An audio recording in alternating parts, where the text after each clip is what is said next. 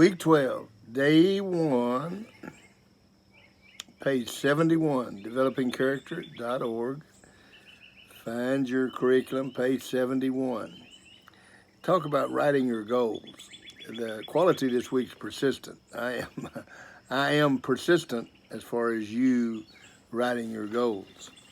Some guidelines for setting your goals. One thing that the goal has to be, the goal has to give you goosebumps. I mean, when you write something down as a goal and it doesn't give you goosebumps, it's probably not yours. You're probably doing it for someone else. But if you write down that I'm going to have 32 sales today, that's got to give you goosebumps. If you write down that I'm going to weigh 219 pounds today, I'm going to weigh 219 pounds by the end of this week. That's got to give you goosebumps. If it doesn't give you goosebumps, you're probably not going to get it done. Now, there are some goals that you'd write down that are specific as far as getting things done that may not be goosebump goals. In other words, you may have some goals like, I'm going to make the bed every morning this week. I'm going to wash dishes for my mom on Wednesday night. They may not give you goosebumps, but that's maturity. But the goals, as I talked about before, are going to give you goosebumps. They're the easiest ones to complete. You have go up goals and you have give up goals. Now let me tell you about go up goals. You really don't want to share those with anyone except the people that you really believe are going to help you do it. You don't want to tell anyone that you want to be an all-conference football player, or that you want to have 33 pins, or you want to make a 95 in English, except those people that are going to help you accomplish that goal. There's a great deal of negativity in this world. Now, the give-up goals, you want to tell those to everybody. In other words, if you're going to give up smoking, you need to let everybody that you know it, because then they'll all help you. Everybody's going to help you, some by being negative and some by being positive. If you're going to give up sweets, the first time that you have a candy bar, there's going to be all these people that are going to say, I thought you were giving those up. If you're going to give up Cokes, then everybody. Now, you say, Coach, you keep talking about these Cokes. Well, let me tell you something. Coke has no healthy benefit whatsoever. Zero. The Coke is used to destroy battery acid. So that tells you how bad it is. Coke is not a good thing for you. Now, it tastes good, and unfortunately, we've gotten into the habit of doing it, and they have a tremendous marketing department. So we do it. It's the real thing. Yeah, it's the real thing, all right. It's the real thing that the Texas Highway Department uses to destroy the dead animals on the side of the road. They pour that on those animals to destroy their flesh. So that's pretty much it. On your goals, you need to write them as if you've already completed them. You write them as if you've already completed them, and that makes your RAS begin to work. To do it like that, you got to make sure they're specific. Don't write any goals down, and make sure you never use the word try in a goal. Try denotes failure. Try is such it's like that character vocabulary I talked about before, that you're going to have a vocabulary of make it a great day. We're going to respond. We're not going to react. We're never going to use the word lazy. There's no such thing as can't. Can't means you don't know how, or you're not going to do it.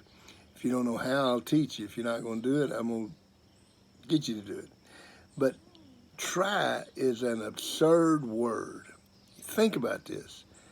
I'm going to go in today in the weight room, and I'm going to try to lift 500 pounds on the bench press.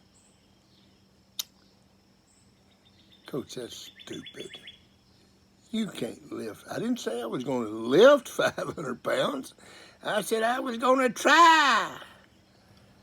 Try is what your mother wants you to say. Try. It's like do your best. What is your best? Nobody knows what your best is. You either do it or you don't do it. There's nothing in between. You don't try to do something, you do it. Don't put down that I'm going to try to do this week. I'm going to try to run a 5K. I'm going to run a 5K, and I'm going to run it in 33 minutes and 25 seconds. Simple as it can be. Write down your goals, and each day write down a plus or a minus if you did them. And as we've said all along, the idea of this is to make you a purpose-driven individual. Do you get better at it? I hope so. The more you do it, the better you get at it.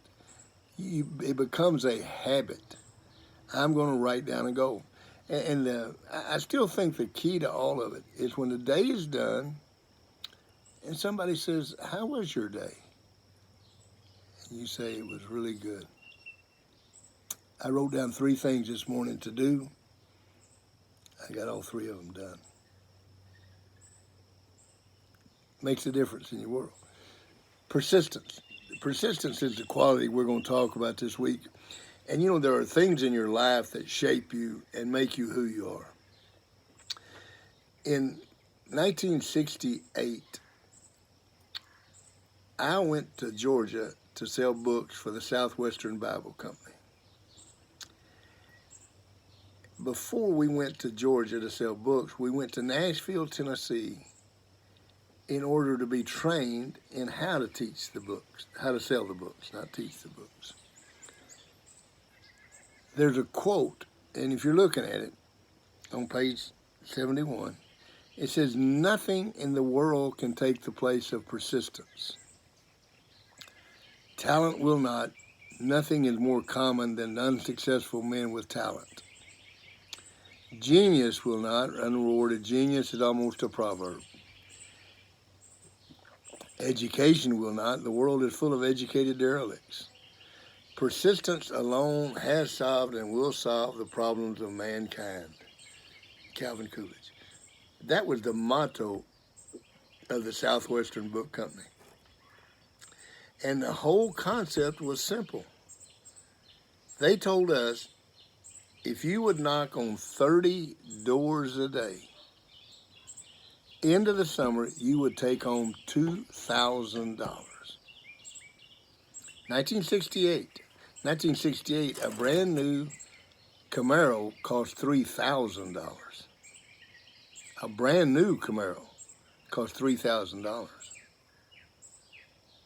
That's how much $2,000 was, a lot more than it is today. If you would knock on 30 doors a day, persist, never give up. I went to work for that company and went to Georgia, me and Don Heron and several other guys, Mike Allen, Terry Watson, great group. But there were about 12 of us to start with, and there ended up 4. 8 of them didn't persist. We stuck with it. We took home $2,000. That one lesson in my life was probably the most pivotal thing that ever happened to me. It taught me that you don't ever quit. You just keep knocking on doors. And no matter what the last one says, it's over. Move to the next one.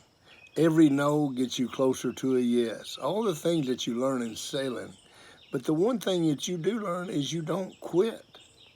You never give up. You just keep on keeping on. And that's what persistence is. Persistence is the key to self-respect. It's the key to dedication. It's the key to everything that you're going to do. You have to be persistent. The qualities that we're talking about. You have to be persistent. Writing the goals, be persistent. There's a quote at the bottom of the page. It says, if there's hope in the future, there's power in the present. Write what you think that quote means. We're going to talk about that this week. Okay? See you tomorrow.